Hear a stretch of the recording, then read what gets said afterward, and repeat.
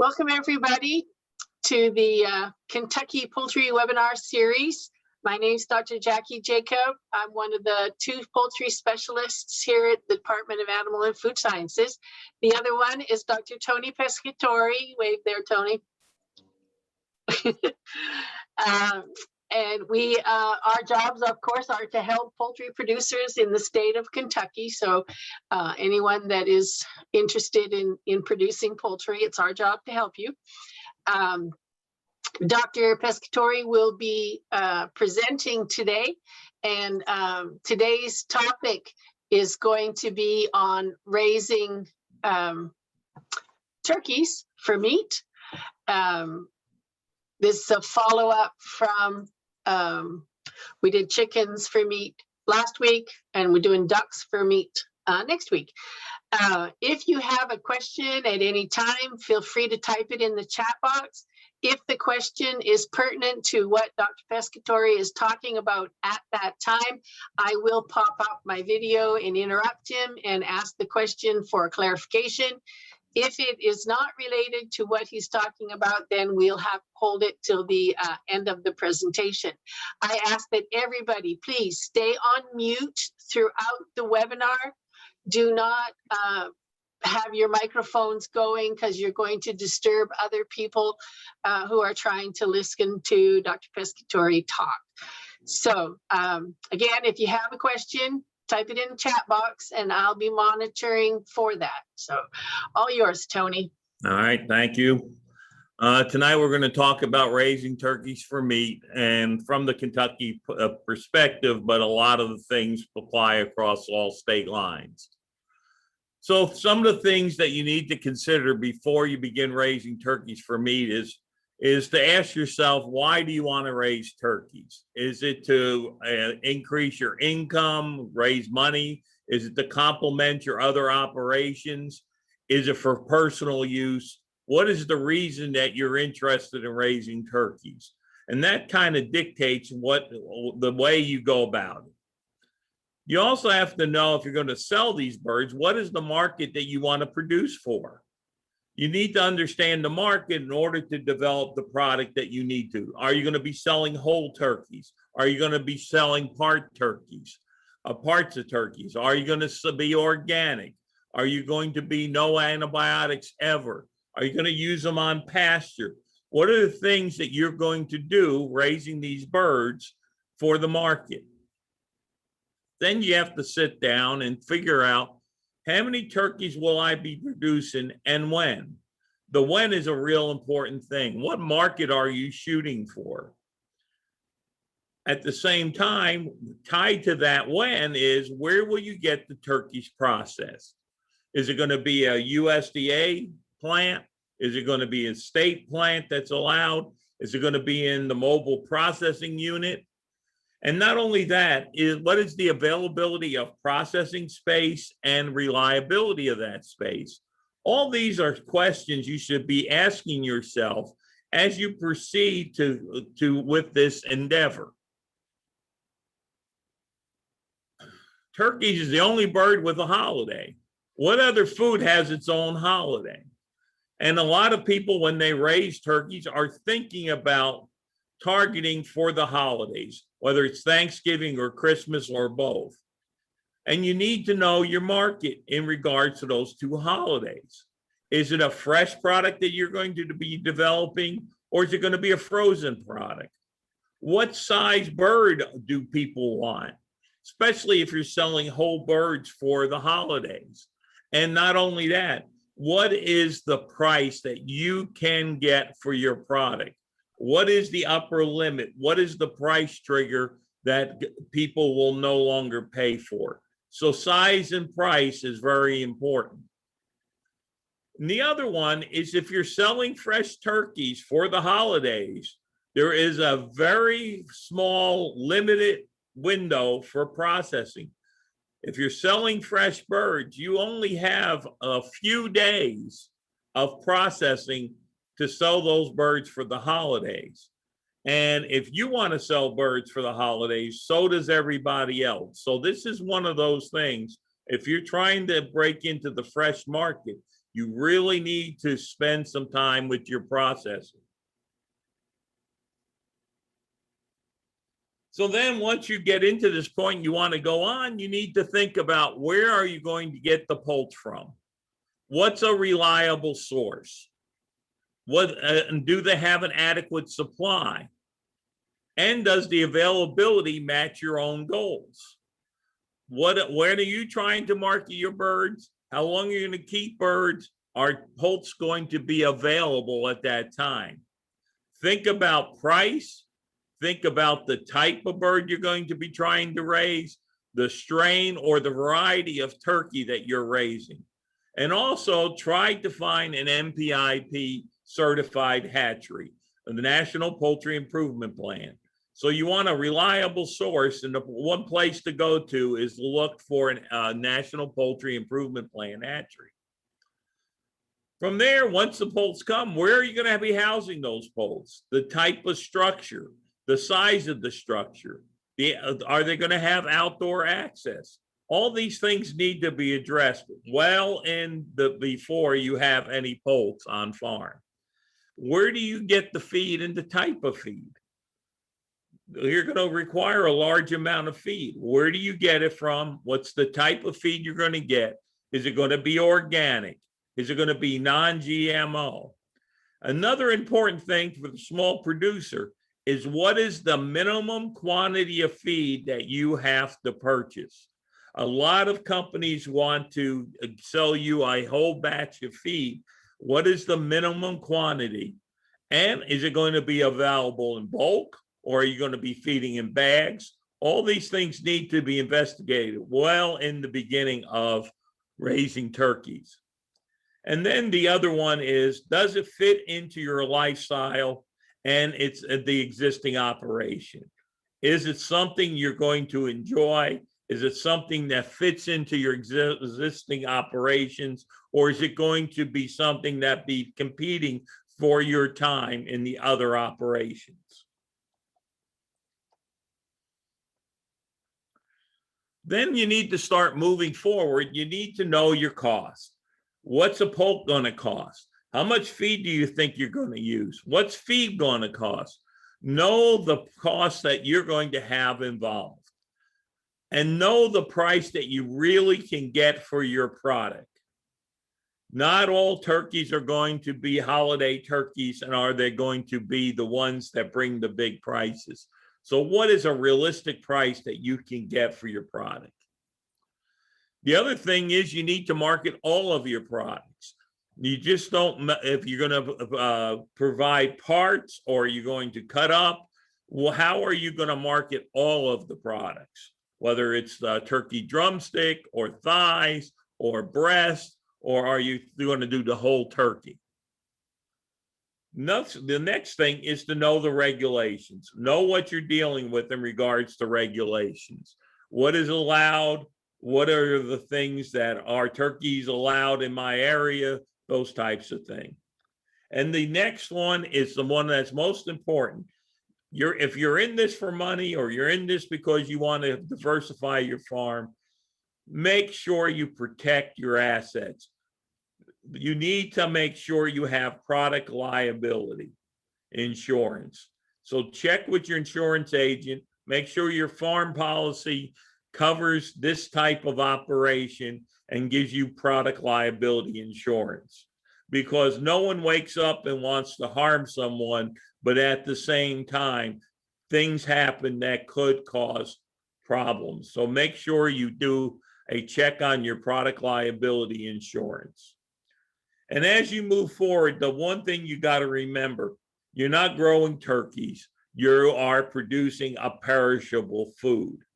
And because of that, everything we do in regards to producing a safe product is very important, because you're no longer in the poultry or the turkey business, you're in the food business, and you're producing a perishable food. So what are the regulations? All meat and poultry being marketed to the public must be obtained from an approved source. This means that all meat products must be produced and packaged an establishment either under a federal state inspection or a state inspection program. So if you're going to put it into commerce, it's best to be able to have an approved source. Home processed or custom processed meat or poultry, including wild game, may not be marketed or sold in our farmers' meat markets. Custom exempt meat or poultry can never be sold in commerce. So you have to be very careful about that. By regulations, any meat product has to bear a federal or state inspection. They must be protected from contamination through proper packaging, and they have to be stored or frozen or under proper refrigeration.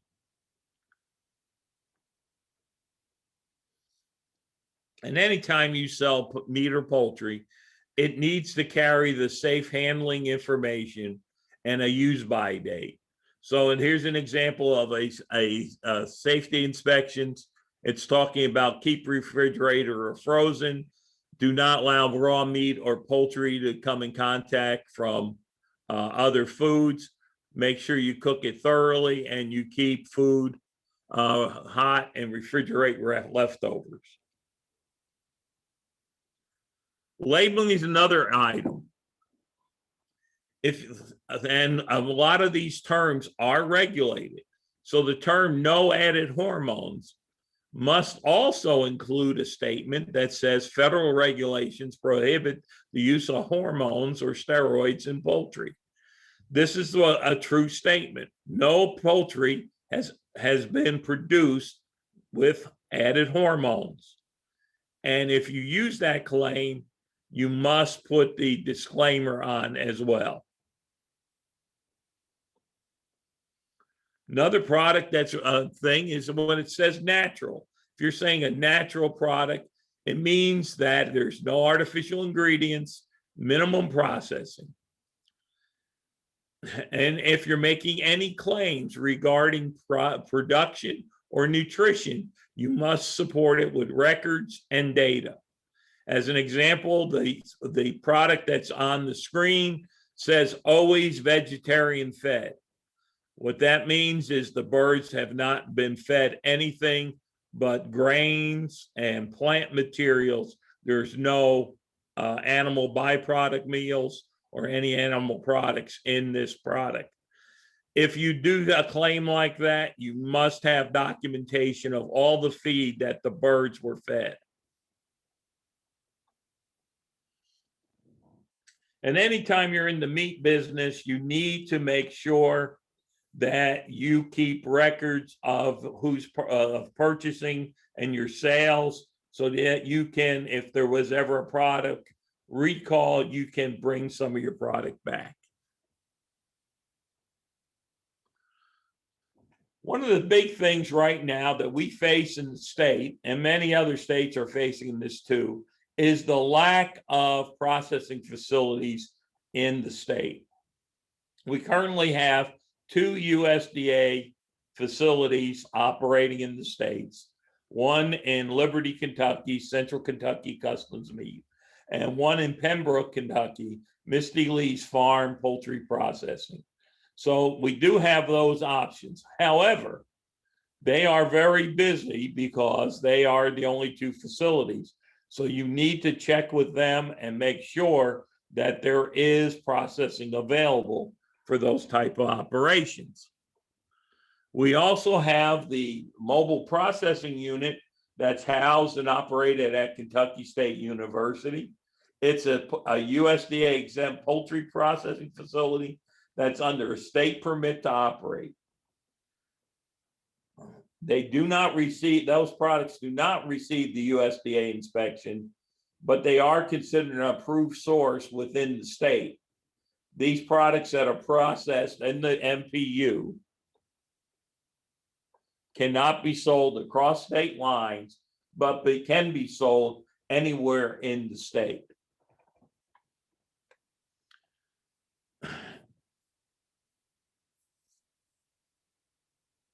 Because they are a state inspected poultry, it can only be sold in Kentucky, and not in any other states. And you do need to keep records that you of your sales of those products. The big advantages of the mobile processing unit is you provide the labor for processing.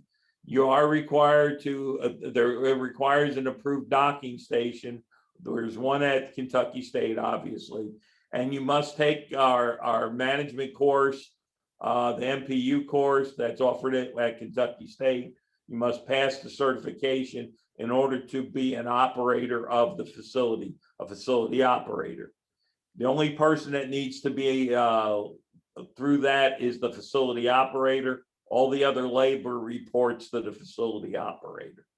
But the big thing is it's got a lower cost than custom processing at a USDA plant, and because you're providing the labor.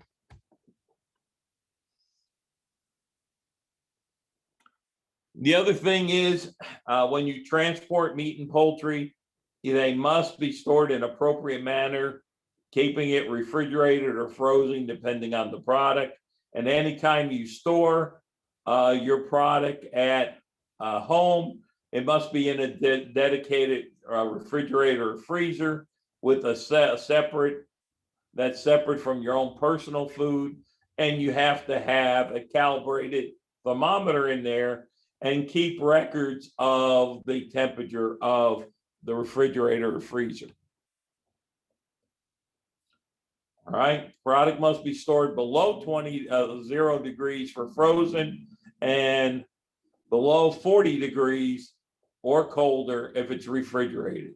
The product must be transported in the same manner that it's being done. So either it's in a freezer or it's in an ice chest. And all the units that hold frozen or refrigerated products must contain a calibrated thermometer, and you must have a record of temperature monitoring. You don't need a freezer, but it can be accomplished with ice chest and cooler. It's a heavy duty ice chest or cooler may be used to provide sufficient, may be provided with sufficient ice to maintain the product at safe temperatures. Styrofoam coolers are not approved for this use, but good quality are. The key point is that the meat or poultry should not be stored in direct contact with the ice or the ice water. So there's an example in this one where a wire rack is at the bottom of the cooler. The ice or ice packs would be below that rack, and the product would be stored above it. This also works if you're selling eggs or any other perishable food.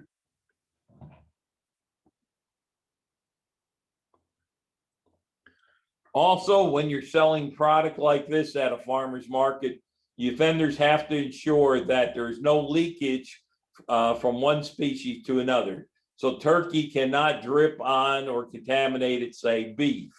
Storing product in a dedicated species-specific cooler is typically required in order to reduce the risk of cross-contamination of one species to another. So if you're getting ready to do some marketing of different products, think about how you're going to present it and how you're going to store it.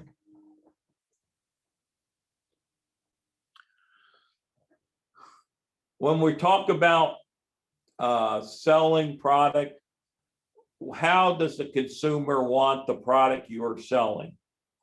And this may vary over the year as you're producing turkeys. Do they want parts for grilling? Do they want parts for such as fillets or cut up parts or turkey nuggets or drumsticks? What is the parts they want? Are you going to be able to do that where you're processing the birds? Are you going to be able to harvest the organs? In the MPU, you cannot harvest the giblets or the feet.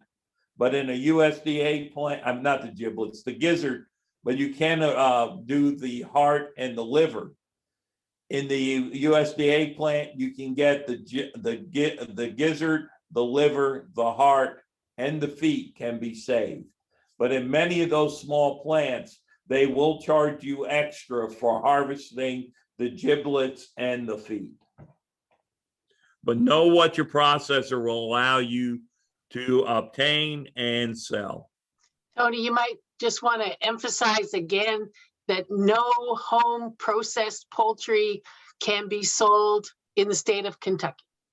We're getting The some home questions. processed birds cannot be sold to anything that's regulated by the division of food, the division of the food safety branch of the government, because that has to be inspected product. Right. I mean, a lot of So people think about schools the and USDA restaurants, exemptions, but supermarkets, all those things are regulated by the Board of Health, the Public Health, and that product needs to be from either a state inspected or USDA to be in those chains. includes farmers markets.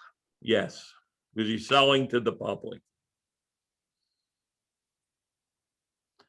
All right, producer liability. Make sure you do consider that. We do have a publication on our website, smallflocks.net, on producer liability. Make sure you understand that if you're selling, selling retail is a risk.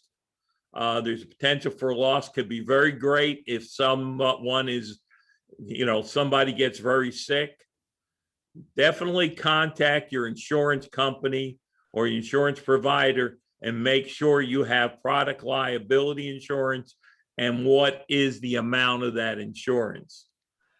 Tony, somebody wants to know if they can sell out of their house.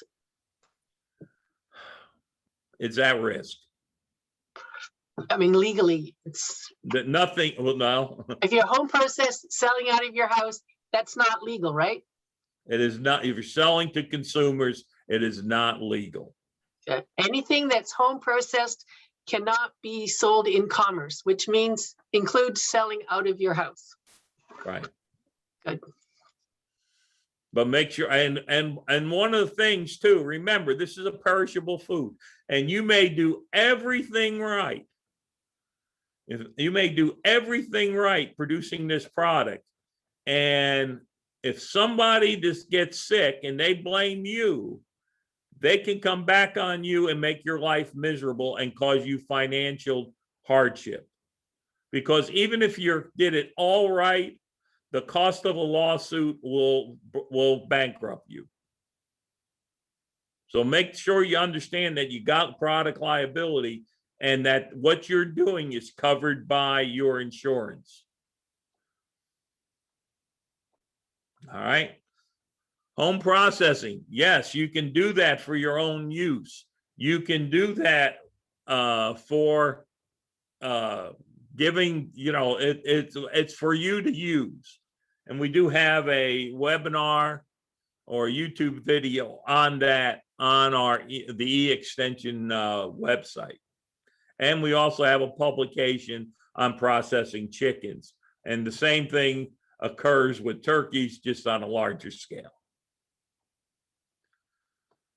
So with that said, what are you going to raise?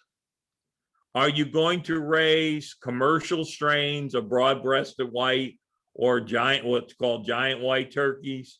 These are going to be turkeys that can easily reach 25 or more pounds from the hen and 45 or greater pounds for the tom.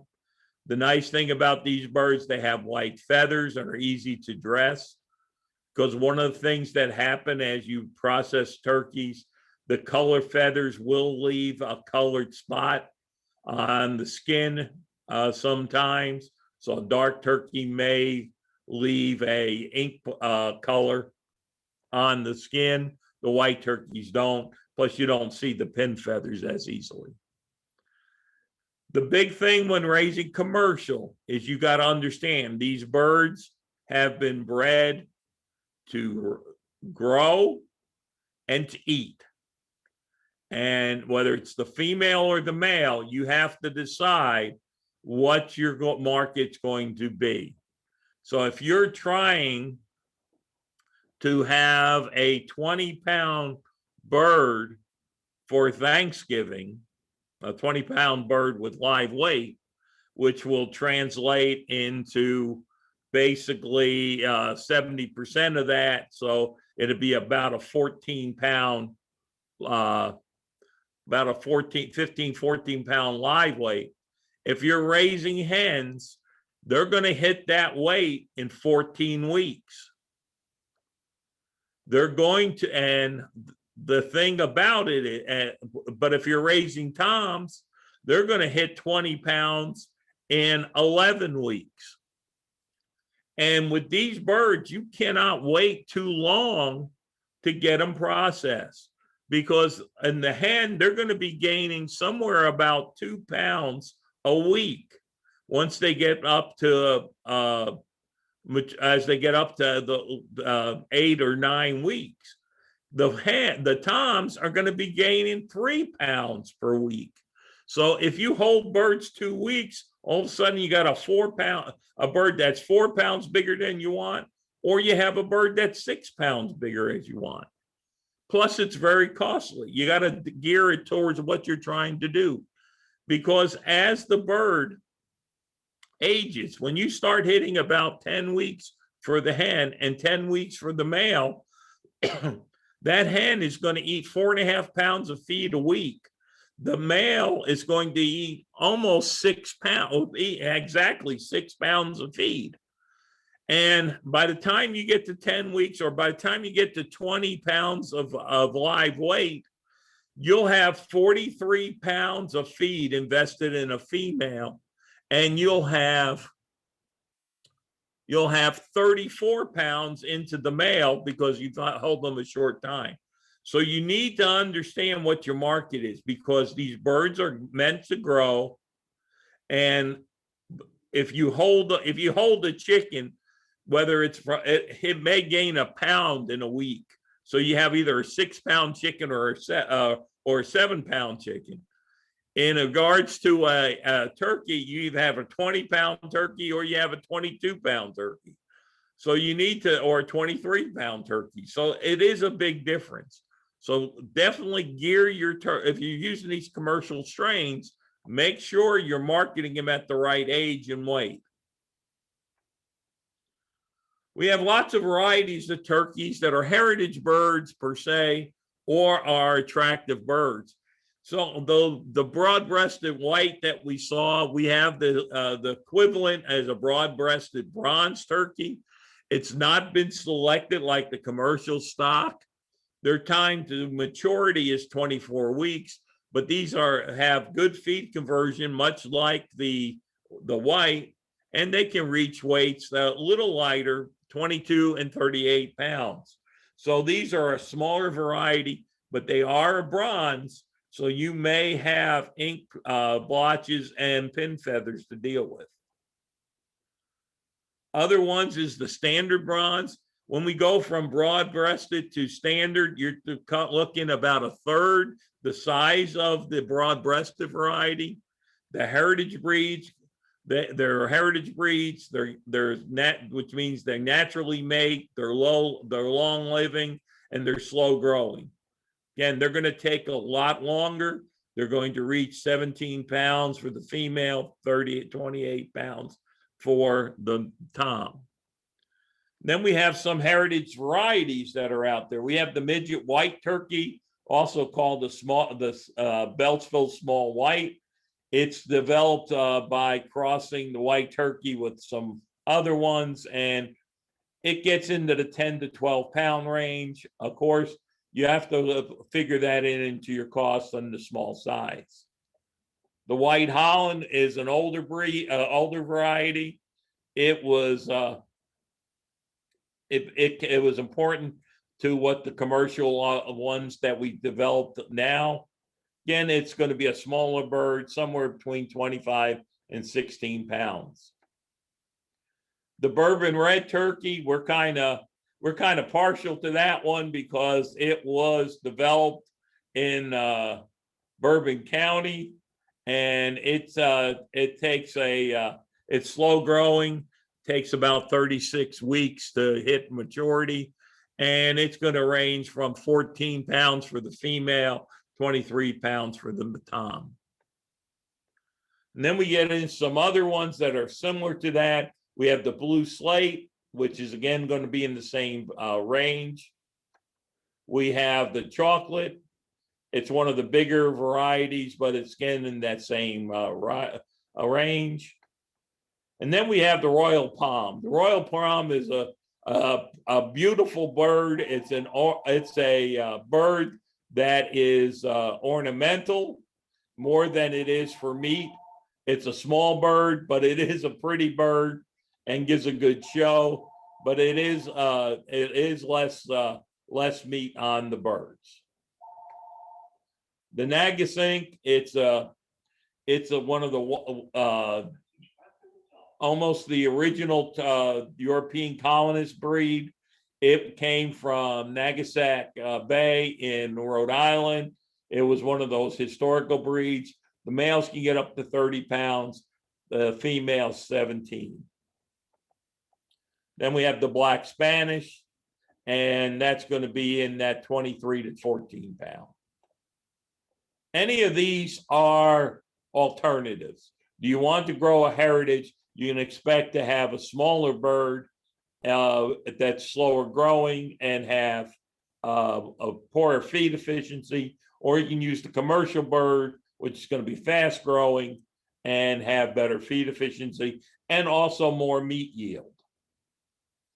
But one thing I do need to caution you, in the state of Kentucky, it is illegal to possess wild turkeys. Even if you buy them from a commercial hatchery from another state, you cannot possess wild turkey. Okay? It is a $500 fine per day to possess a wild turkey, whether you got it out of nature or you bought it from a hatchery.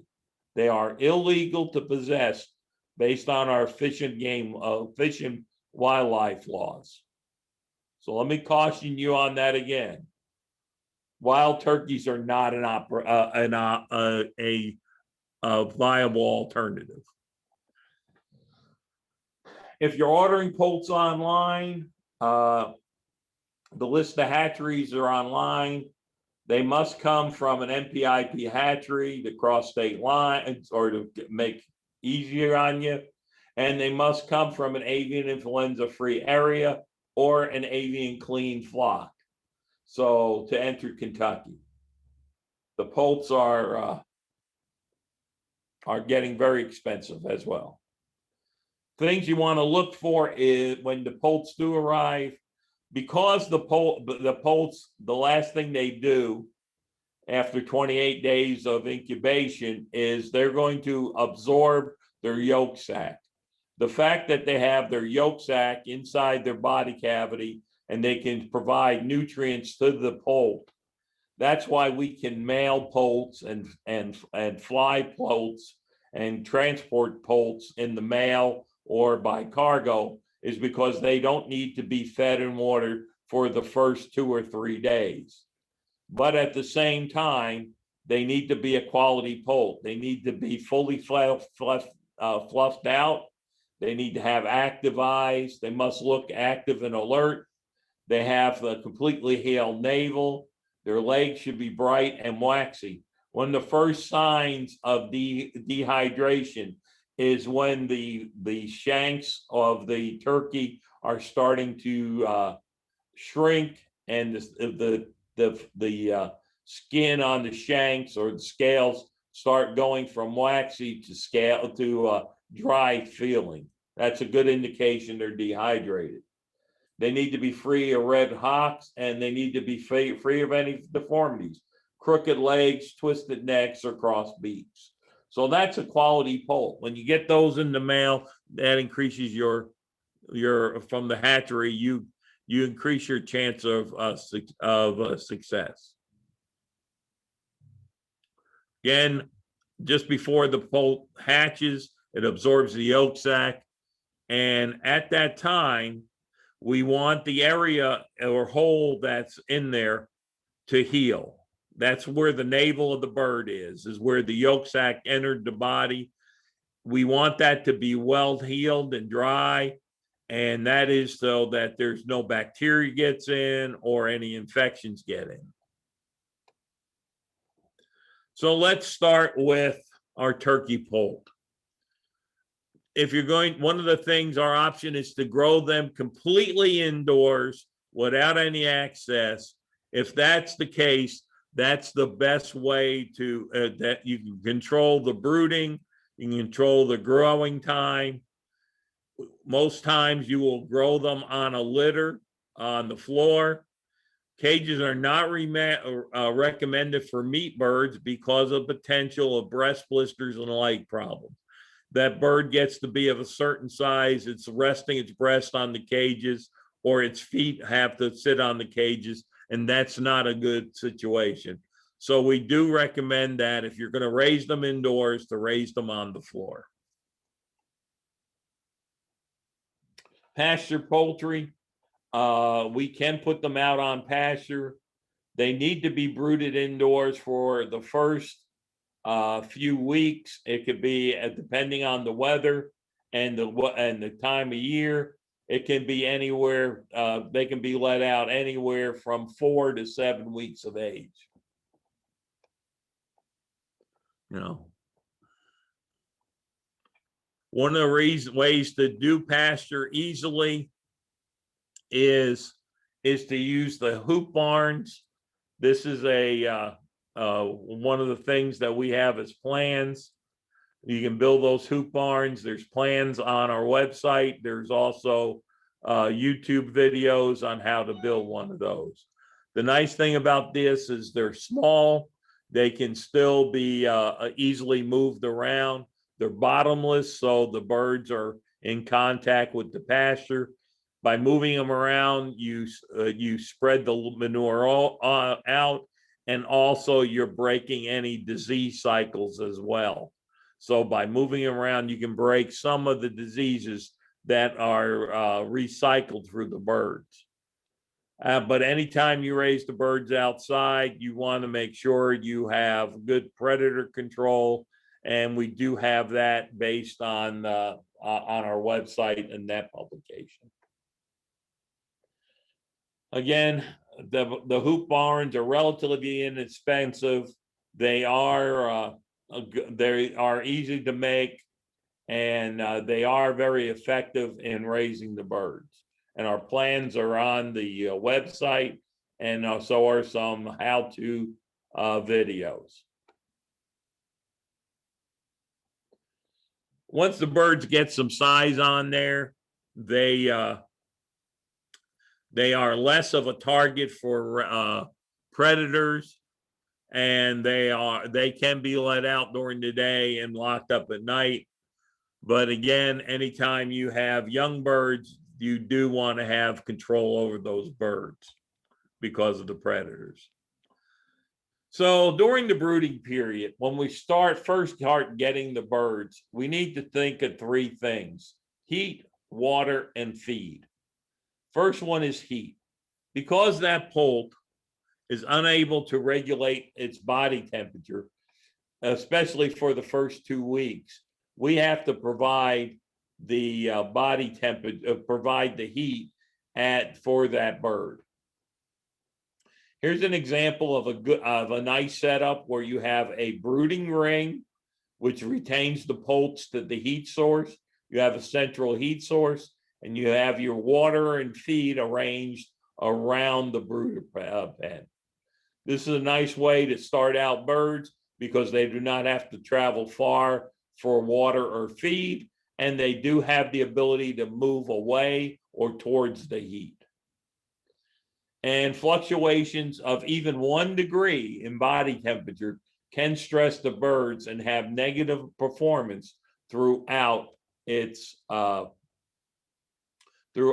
life. If you heat stress the birds, they're very tolerant to high heat, but if you do have high heat for an extended period of time, you can increase mortality, and it can have a negative impact on performance over time because of the stress that you put them on. The birds are less tolerant of cold stress. It impairs their immune system. It impairs their ability to digest feed. You will see with cold stress, increased mortality, reduced growth rates, but they will also try to eat feed to generate heat. And this will increase your feed consumption, which also increases your feed cost. A nice system for providing heat to small groups of birds is an infrared heat, an infrared lamp. Here's an example of one in a house. This is a very bad example because this one is being hung by the extension cord or the electrical cord. This is a very high risk of fire because of this. A good heat source, the infrared heat lamp, has a porcelain socket. It has a reflector to direct the heat down towards the poles. It's not hung by its cord, or sprocket. It's hung by a safety chain or a clip, and you can adjust the temperature by changing the size of the light bulb, as well as the height of the lamp. Here's a good example of the heat lamp. You're warming the bird area, not the entire room. They also can use gas brooders, whether natural gas or propane. They also direct the heat down. And it actually gives a nice warm area. When you take temperature, you want to take it at the pole level. And we want to start out about 90, 95 degrees and then reduce it 5 degrees each week until you don't need heat anymore when you get to about 70 degrees. And we need to make sure that we're measuring temperature underneath the brooder, or you can use whole house brooding where you're heating the entire room. Either way, we want to make sure that we get the right temperatures for the first week, and then we can step back over time.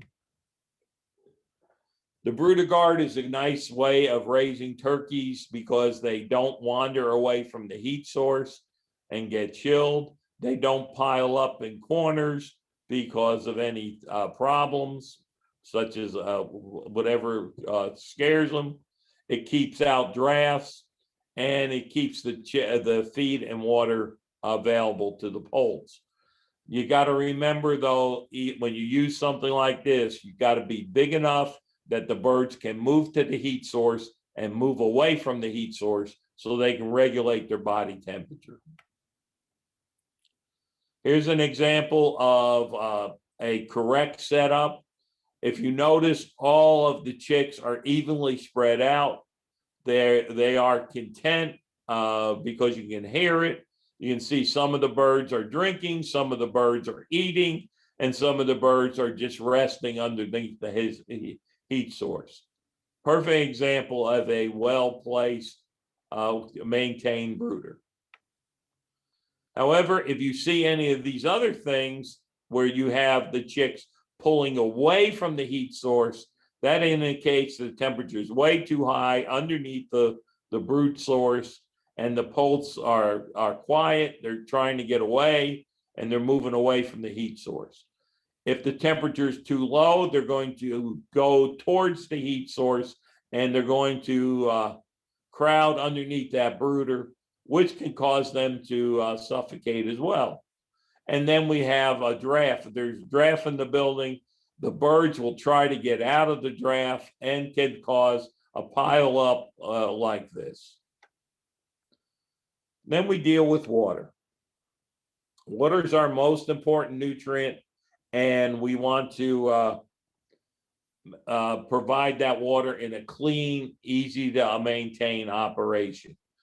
If you use an automatic drinker, we can have bell waters, which provide water source to the birds, or we can provide a nipple or cup drinking system.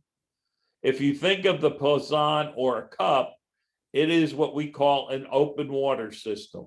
Because the birds can, there's open water, there's increased spillage, there can be contamination of the water from birds' fecal material. So that's an open system. Nipples are a closed system because the water is all inside the watering system and the pipe.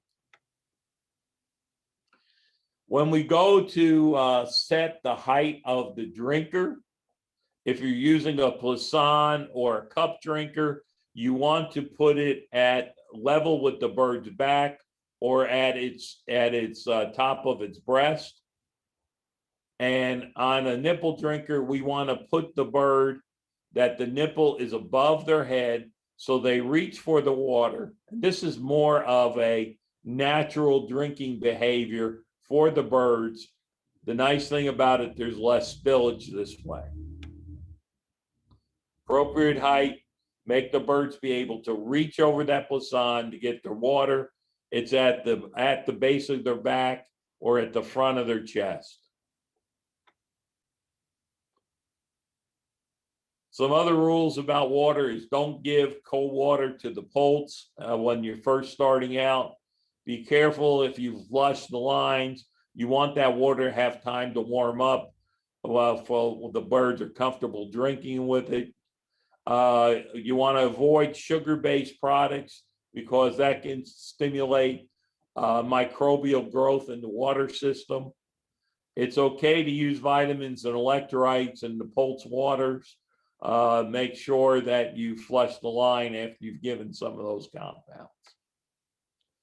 Now let's talk about feed. One thing about turkeys that we need to remember is that they have a higher nutritional requirement than chickens.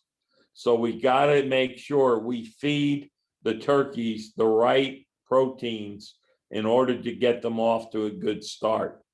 Because that bird is growing so fast, we can't skimp on the feed. The feed we're giving to turkeys are more like what we feed to game birds than it is to chicken feed. So in a commercial strain, for the first 8 weeks, you're going to feed a high protein starter feed, somewhere in the neighborhood of 27 to 30% protein. Once we get past that, you're going to be in the 20, 22% protein level for the grower feed. For the heritage birds, you can feed them the 28% protein, similar diet for the first 6 weeks. After 6 weeks to 20 weeks, you're going to drop it down to 20. And then over 21 weeks, you're going to use a 17% finisher diet or maintenance diet. So the key point is it's a higher protein requirement. So we got to make sure we're using a very quality feed in the beginning. As you plan your budget, remember that those turkey feeds are going to be very expensive because of the protein level. And this is just an example. Know what's on your label. That label is going to tell you the amount of protein, but not only are we trying to feed the bird protein, we're also trying to feed it a balanced protein. The other thing too is we like to use a crumble or pellet with turkeys because they don't waste as much feed as with mash. Here's a bad example of feed on the left because it's very dusty as opposed to a nice crumble. And feed comes into 3 different varieties. It starts out as mash. If we put it under heat and pressure, we can make pellets. And if we crush those pellets, we can make crumbles. We would start young birds with crumbles and move them to pellets as they get older. People may ask, do you need to give grit? If you're feeding, if the birds are outside on pasture and they're eating a lot of the pasture, you'll want to give grit. And what grit is insoluble granite or stone that will lodge into the gizzard and acts as a grinder to break up either coarse grains or long stem or long forages. The type of feeder you use does make a difference. You want to make sure that the feed flows well, and you need equipment that is geared towards turkeys, because they're going to get up so big in age and size. They're rough on equipment, so you may want to buy a better quality feeder than you would for chickens. People also ask, how much feeder space should I give? My rule of thumb for any type of operation is that all the birds should be able to eat at the same time. So as the bird gets older, they need more feeder space, but as you want to make sure that all the birds can eat at the same time. The reason for that is the birds take cues of what's happening in the chicken house. And one of the things we want to do is make sure that none of the birds are being pushed away from the feeder, or that we have a crowding issue at the feeder. Because if some of the birds can eat and others don't, when feed is available, they will crawl on each other's back and try to get on top of each other. And when that happens, a lot of times they will cut and tear the skin of each other. Those skins can get infected and get a dermatitis that you'll see at the processing plant. Feed height, again, we want to be level with their backs so that they have to reach in for their feed. That way they have less chance of wasting feed. And because the birds are fast growing, you need to be adjusting your feeders. And as they get real old, they may be adjusting those feeders every day or at least every other day. When we start out the poults, one of the things we want to do is make sure they're all on feed and water. And one of the things we can do is what we call a crop fill check. And the crop sits outside the bird's body cavity. Here's an example of one torn, with the skin removed, where the crop is outside the body cavity, or at the base of its neck. We want, when you pick up a bird that has been eating, you can feel the feed inside its crop. We'd like to see within 24 hours, all the poults have feed in their crops. So one of the ways to test if the birds are off to a good start is not only looking at the feed, but see what percentage of the birds have full crops. We're going to raise these birds on the floor. We call it, the bedding material is also called litter, which is a combination of the bedding material and the fecal material. The whole function of litter is to absorb moisture. At the same time, there's moisture in the house. Some of it's given off by the birds. Some is created by the environment. So we want to absorb more moisture. We want to dilute the excreta itself because we're mixing the excreta with the bedding materials. We want to minimize the bird's contact with manure because we've diluted it. And it also serves to insulate the floor, especially cold floor temperatures.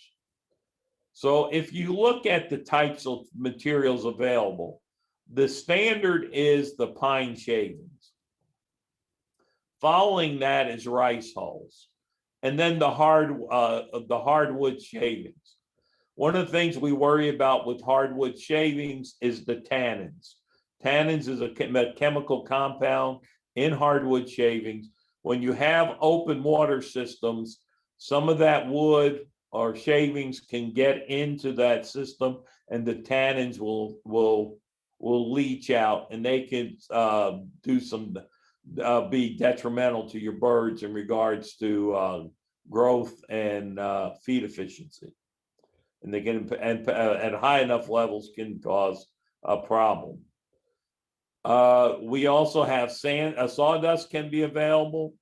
make sure it's a dry sawdust, and because otherwise it could be moldy and be wet and not very absorbent.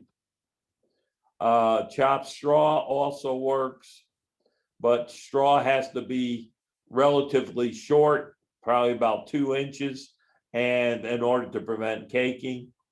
Peanut hulls are available, but we found that there's always a risk of mycotoxins with the peanut hulls. And then we also paper can be used as a poor substitute for litter, but it has to be either newspapers or non-glossy paper, because glossy paper will be slick. It can cause leg problems to the birds, and also it causes caking. So a non-glossy paper is a possibility in small quantities.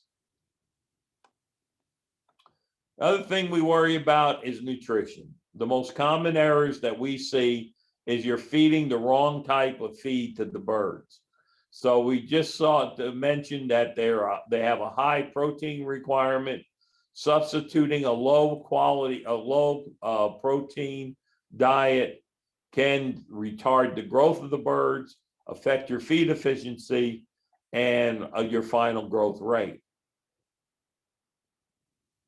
Particularly if you're feeding scratch grains, it's a very dangerous. It can slow down the growth of the birds. It can. I consider feeding scratch grains like eating French fries.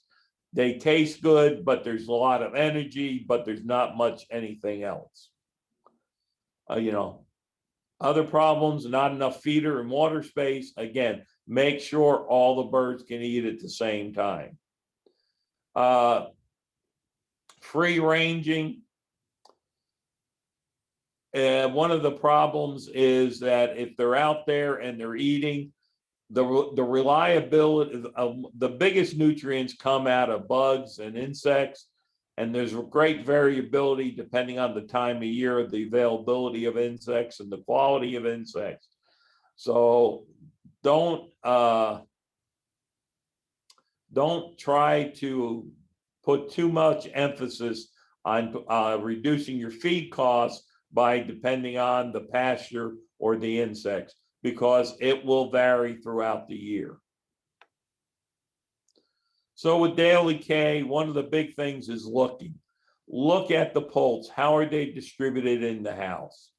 Are there areas they're avoiding? How are the birds breathing?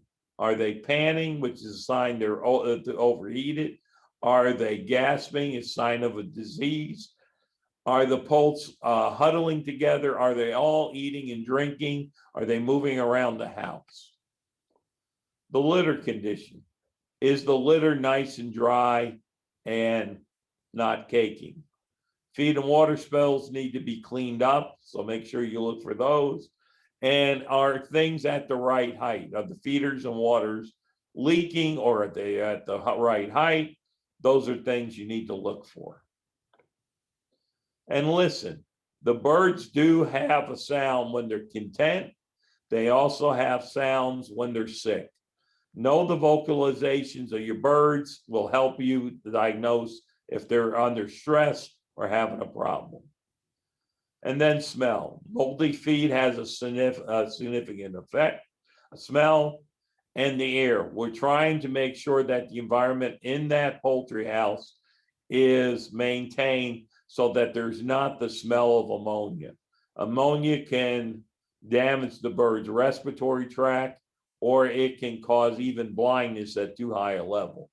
One of the things with turkeys, as opposed to chickens, is you're retaining them for a longer time. So there's greater chance that you might have a disease problem or an environmental management problem.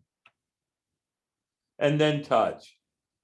Look at their feet, look at their vent, look at their beaks and tongues, look for things that are abnormal.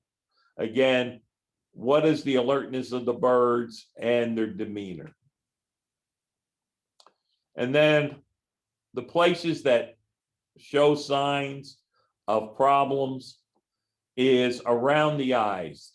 The eye is part of is hooked to the respiratory system. So if they have a respiratory infection, one common one is Mycoplasma gallisepticum, it'll show itself in its sinuses, which are around the eye. And the eye will look, you'll see puffiness around the eye. The breast, look for breast blisters, the skins, any trauma to the skin, and proper feathering. If you're feeding good feathers, a good feed, you should have good feathers. And then the leg health. One of the biggest problems you have with turkeys is if you hold them too long, you can develop leg problems because of the weights. And then again, the litter should be of quality. It should clump together, but should not stick together. And litter is, if you have wet litter, you need to remove it from the house. A lot of times it could be underneath the drinker system or under the feed lines or a heavy use area.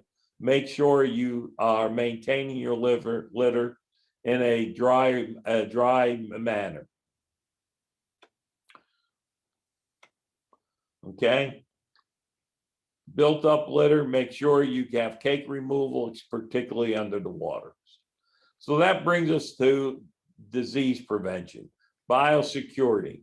It's to protect from a biological threat. A reliable source from an NPIP certified hatchery.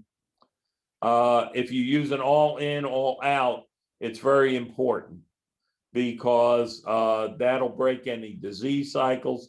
If you can't do it for your whole farm, do it for your pens.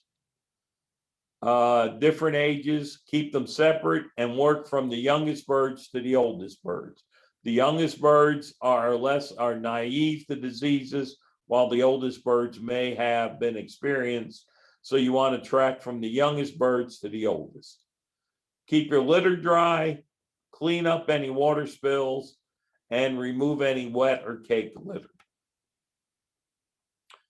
A very important one for turkey producers is do not mix species.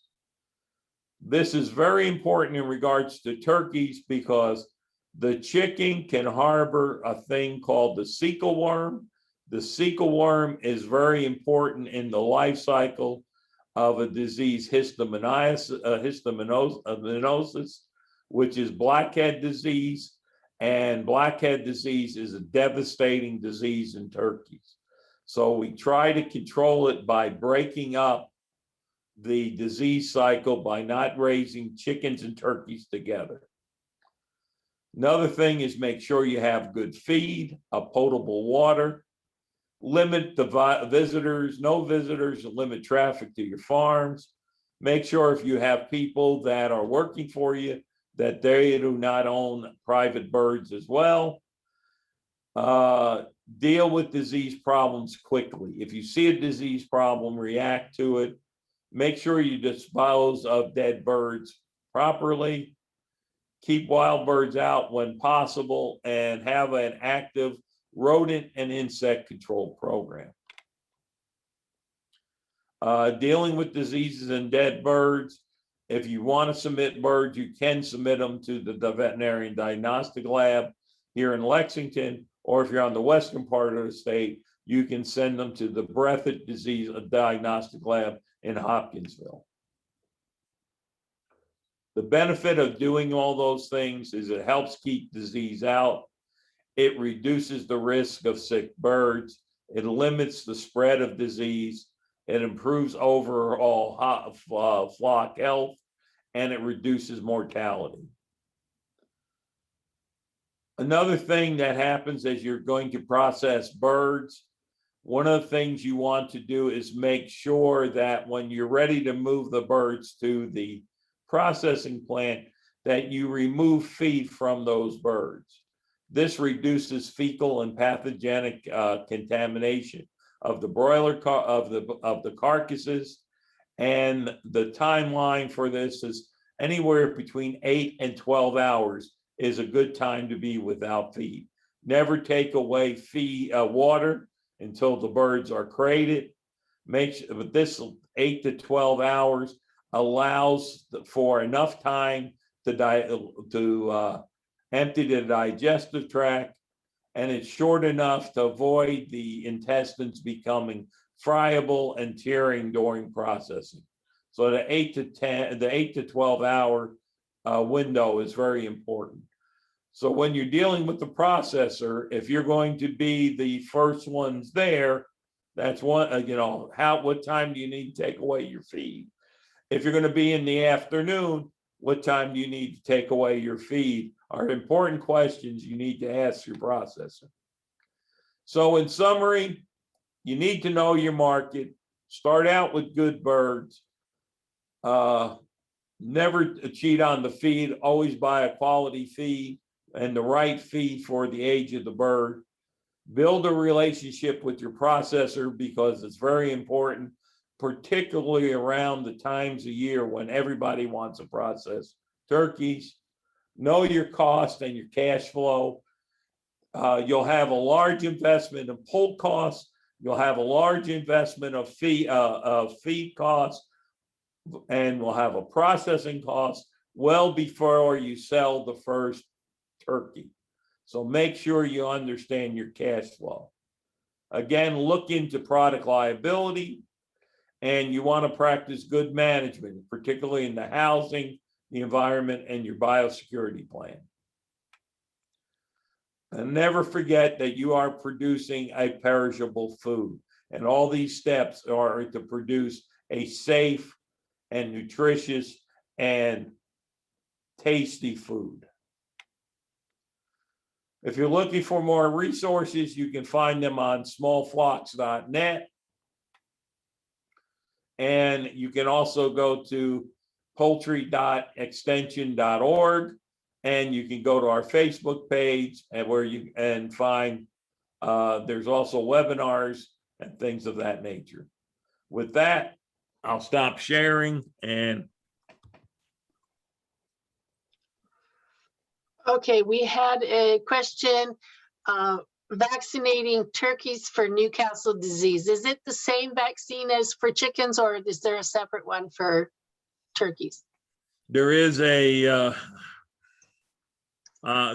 are some of the strains crossover.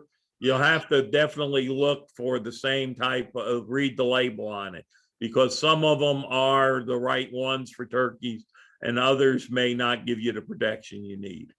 Again, you need to make sure you're vaccinating for a disease that is a problem in your area. I haven't heard of a lot of Newcastle and turkeys. No, I haven't either. Can you raise turkeys with other birds or just not chickens? Chickens are the ones that are dangerous to the other birds. A lot of the malagaraguses, like the turkey, the peafowl, the guinea fowl, those are more susceptible to blackhead. So those can be, you could probably raise them together more easily, but if you're going to get blackhead, you're going to give them to all of them. Right. Blackhead is not only a disease for the small flock producer, but it's also for the commercial industry. There are no medications that are on the market anymore for this disease. Yeah. Everything's been taken off because those products were carcinogens. So it's a very hard thing to do. The only way to prevent it is biosecurity and separation of species, and even the rotation of moving those pens around helps break the disease. It's mostly seen on range, right? It's seen everywhere. Yeah, okay.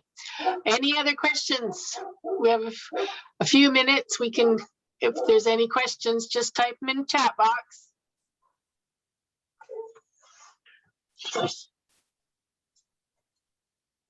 Sorry, that was my dog. Well, not seeing any more questions. I think I got most of them covered. There was a question about the grit. I got that one. Somebody wanted to know about turkeys for the tropics, but I answered that one. So Yep, that's it. We all got covered. So thank you guys Okay. very much for coming. Next week, we're gonna look at ducks. So hope you'll join us. Don't forget, pre-registration is required. And this was recorded and the recording will be up shortly. So thank you, everybody, for joining, and maybe I'll see you again next week. Bye-bye.